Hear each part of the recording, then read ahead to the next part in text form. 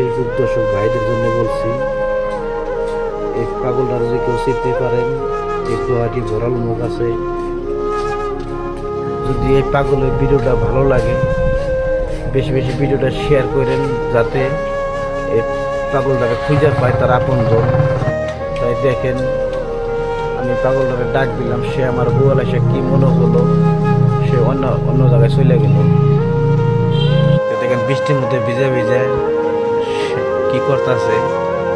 পাগলের মাথার বিষ নাই, ওদের নাই বিছনা পাতি, নাই ঘর বাড়ি। ওদের ঘর বাড়ি হলো ফুটপাতে, যে যা দেয় তাই খায়, কত সময় খায়ও না। আমি ভাবছিলাম যে হোটেলে খাওয়ার জন্য কিছু টাকা দেবো, সে আমার বলে চাপ রইস না, তো ওর জন্য আমি কিছু ভাবি না। পাগল মানুষ, সে কোনটা ভাবছে।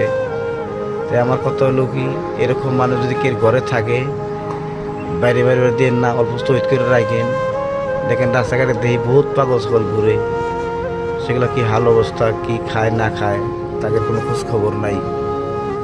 তাই যদি পাগল মানুষ কেউ দেখে,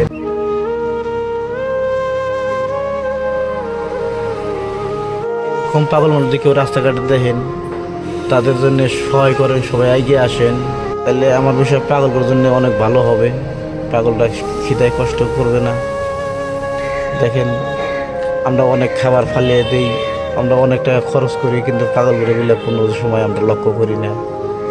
তাই আমার কথা হলো অনুরোধ কি, যে পাগলগুলো সবাই লক্ষ্য করি, রাস্তাঘাটে পাগল দেখলে তাদের বিলা সহায় করি, তাতে আমাদের জন্য ভালো হবে, সকলের জন্য ভালো হবে। আর কিছু মানুষ আছে পাগল ধরে ধরে মারেও, কিন্তু ওইটাও কিন্তু ভুল ধারণা। মানুষের জীবনে কার কপালে কি আছে কোন যাব না। তাই আমি বলি, পাগল না মেরে ওদের যত্ন করি, ওদের অনেক অনেক ভালো হবে। তাই আমি আল্লাহর কাছে কামনা করি যে যাতে ঘরে মানুষের ঘরে যাতে পাগল না হয়। দেখেন পাগল হলো কত জ্বালা, না তার ঘুম আছে, না তার দিন আছে, না রাত আছে। রাস্তাঘাটে সারা দিন কি খায় না খায় তার কোনো